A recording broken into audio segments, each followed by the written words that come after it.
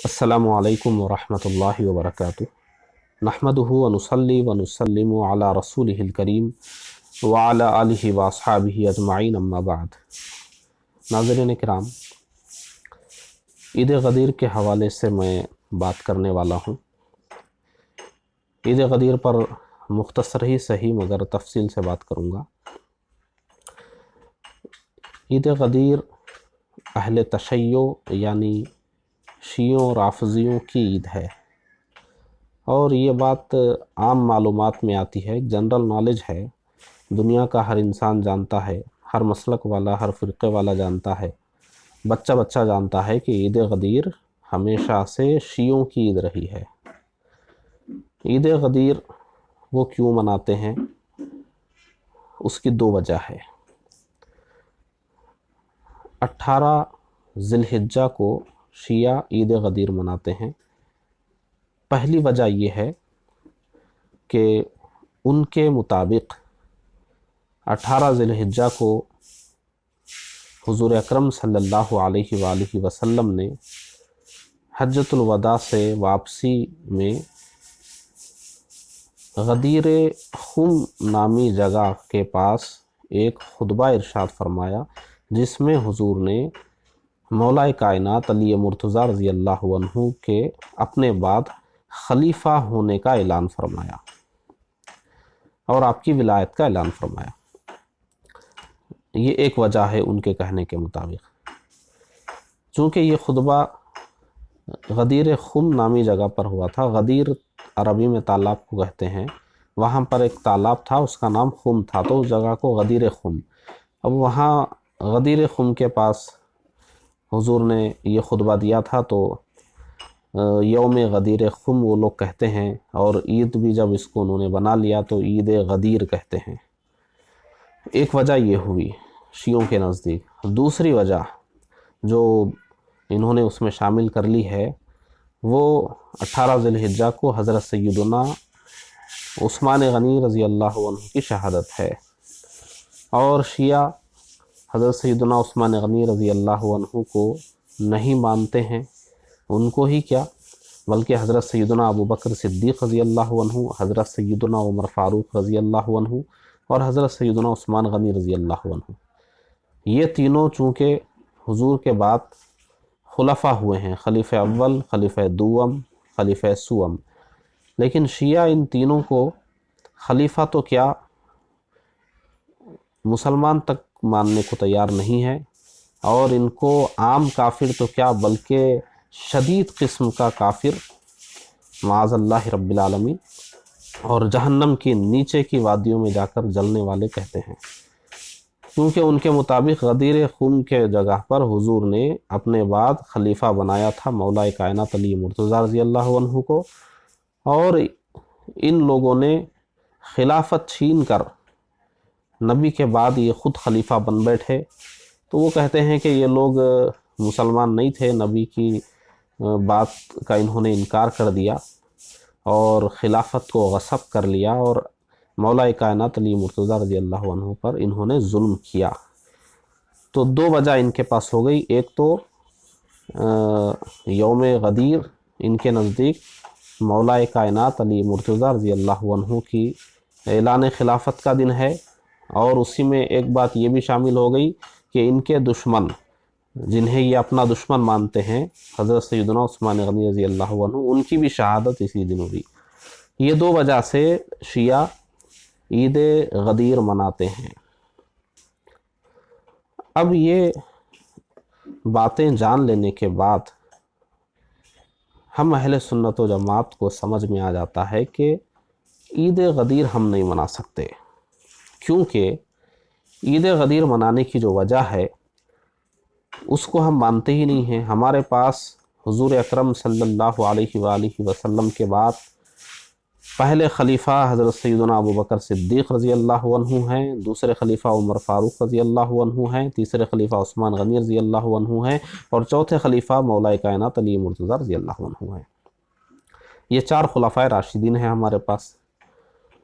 तो हम यौम गदीर कैसे मना सकते हैं, और हम ये अपने आमाल से कैसे बता सकते हैं कि हम उन लोगों की ईद को कबूल कर लें جو 3 خلفائے راشدین کے ایمان اور اسلام کا ہی انکار کرتے ہیں۔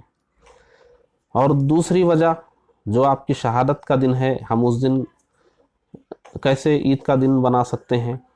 آپ دیکھیے عثمان غنی رضی اللہ عنہ کو کس طریقے سے دانہ پانی بند کر کے بھوکا پیاسا رکھ کر حملہ کیا گیا اور آپ کو شہید کیا گیا۔ ابھی چند سالوں پہلے یہ بات اٹھی تھی کہ 10 محرم کو شادی کرنا چاہیے یا نہیں۔ اس پر ہندوستان، پاکستان، پوری اردو دنیا میں ایک قیامت برپا ہو گئی کہ سرکار سیدنا امام علی مقام سیدنا امام حسین رضی اللہ عنہ کی شہادت کا دن ہے اور شادی کی بات کر رہے ہیں۔ یہ بات کہنے والے اس موقع پر یہ کیوں بھول رہے ہیں کہ 18 ذی الحجہ عثمان غنی رضی اللہ عنہ جو ہمارے خلیفہ سوم ہیں، ہمارے نبی کے داماد ہیں، آپ کے اسلام پر احسانات ہیں، ان کی شہادت کا دن، اور شادی تو کیا پوری عید منانے کے لیے تیار ہے اور منا رہے ہیں، تو وہ جذبہ یہاں کیوں نہیں آ رہا ہے؟ وہ باتیں یہاں کیوں نہیں کہہ رہے ہیں؟ اسی بنیاد پر شیعیت کے الزام لگ رہے ہیں اور اسی بنیاد پر رافضی کہا جا رہا ہے۔ تو یہ دونوں وجہ ہم قبول نہیں کر سکتے، اس لیے ہم عید غدیر نہیں منا سکتے۔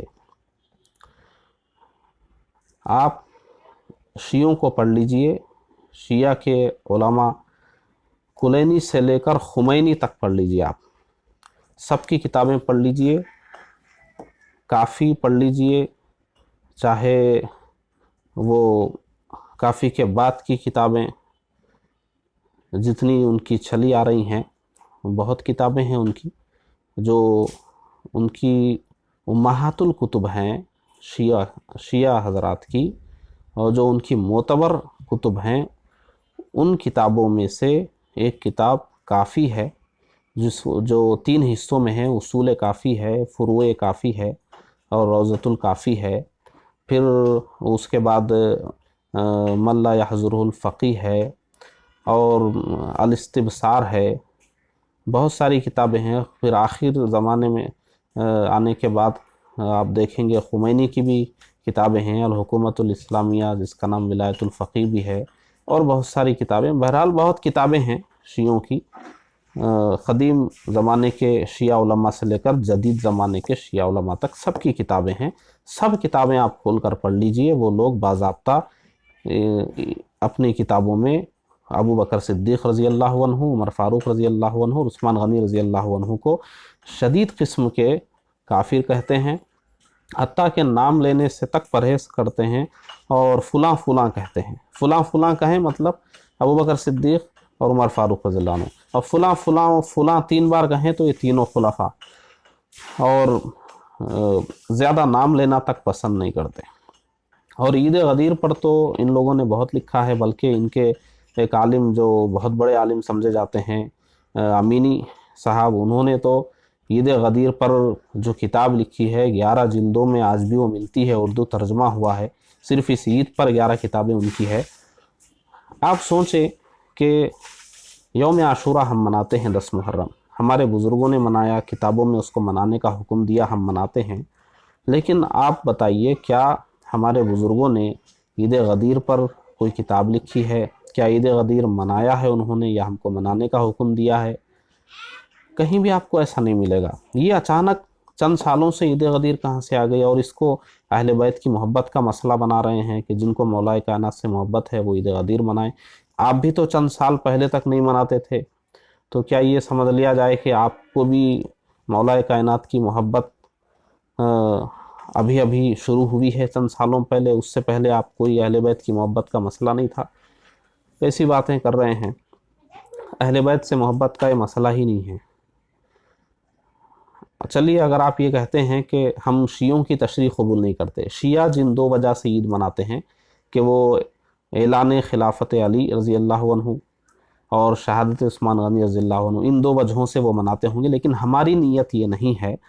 ہم اس نیت سے مناتے ہیں کہ حضور نے فرمایا من کنت مولاہ فہذا علی مولاہ، کہ میں جس کا مولا ہوں یہ علی اس کے مولا ہیں۔ تو یہ اعلان ولایت ہے۔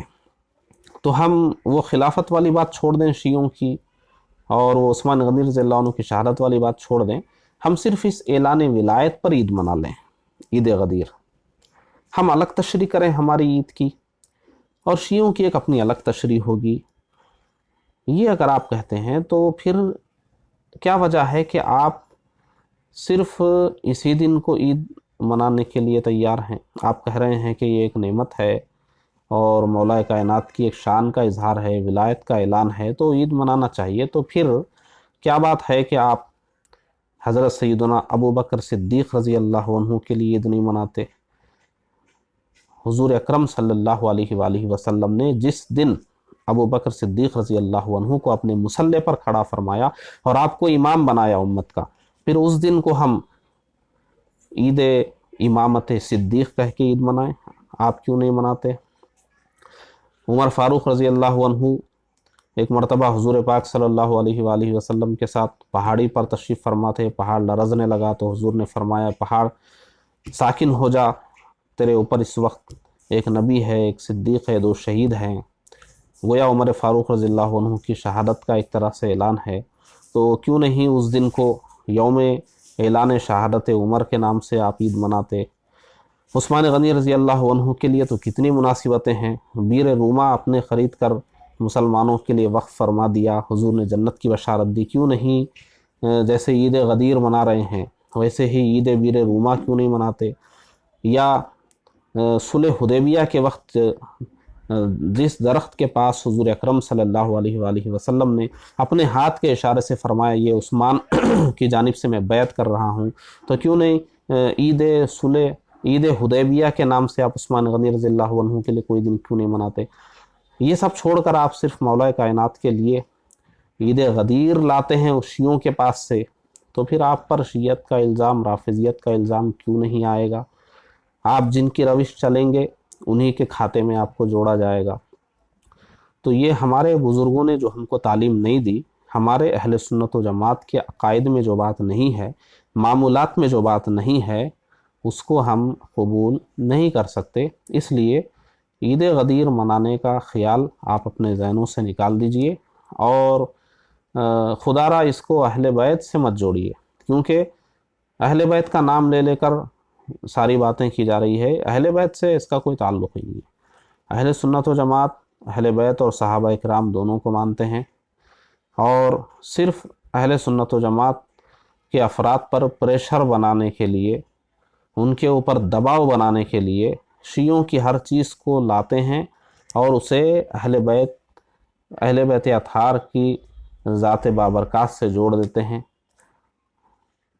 اور کوئی عالم دین کچھ کہتے ہیں تو ان پر اہل بیت کے گستاخ ہونے کا الزام لگا دیا جاتا ہے۔ پوری ایک لہر اس طرح سے بنا دی گئی ہے، ایک مزاج ایسا بنا دیا گیا ہے کہ شیعوں کی گمراہیوں کے خلاف کچھ بولیے، روافظ کی گمراہیوں کے خلاف کچھ بولیے تو سیدھے لے جا کر اس مسئلے کو اہل بیت سے جوڑ دیا جاتا ہے، اور جو اہل بیت کا گستاخ نہیں ہے اس کو زبردستی اپنے حسد اور بغض میں اہل بیت کا گستاخ کہنا، یہ خود اہل بیت کی گستاخی ہے۔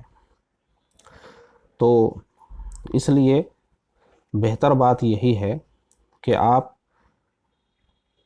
عید غدیر کے تعلق سے کسی طرح کی غلط فہمی میں نہ رہیں۔ لوگوں کو حقائق معلوم نہیں ہے، اور لوگ عید غدیر کا پس منظر جان لیں گے اور اس کے پیچھے اہل تشیع کے جو نظریات ہے اس کو جان لیں گے، تو کبھی عید غدیر کے قریب نہیں جائیں گے۔ دوسری بات یہ بھی ذہن میں رکھ لیں کہ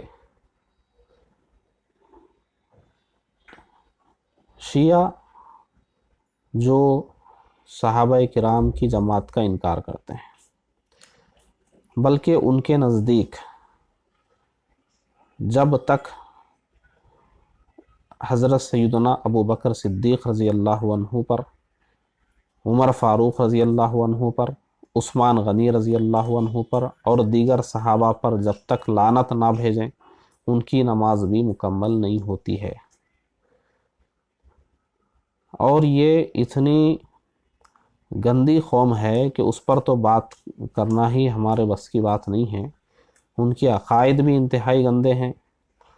آپ کو اگر یقین نہ ہو رہا ہو تو آپ ان کے علماء کی کتابیں پڑھیں، ان کی تفسیریں پڑھیں، ان کی اپنی حدیث کی کتابیں ہیں، ان کی اپنی تفسیر کی کتابیں ہیں، آپ ان کو پڑھیں، اردو میں بھی ملتی ہے، جگہ جگہ وہ آپ کو یہی کہتے ہوئے ملیں گے کہ یہ ابو بکر و عمر و عثمان یہ سب کافر و مرتد ہیں، اور حتیٰ کہ ان میں سے بعض کا عقیدہ تو یہ ہے کہ جب امام مہدی آئیں گے تو معاذ اللہ ام المومنین حضرت عائشہ صدیقہ رضی اللہ عنہا کو قبر سے نکال کر ان کے اوپر حد جاری کریں گے، کیونکہ انہوں نے حضرت بی بی فاطمہ رضی اللہ تعالیٰ عنہ کو ستایا تھا۔ اب ایسی سینکڑوں باتیں ہیں جو شیعوں کی کتابوں میں بھری ہوئی ہے، ان کے عقائد، ان کے سینے انہی عقائد سے بھرے ہوئے ہیں، اور وہ بغض صحابہ میں، بغض خلفائے راشدین میں بہت ہی سخت طریقے سے، انتہائی حیرت انگیز حد تک، حیرت ناک حد تک وہ ڈوبے ہوئے ہیں۔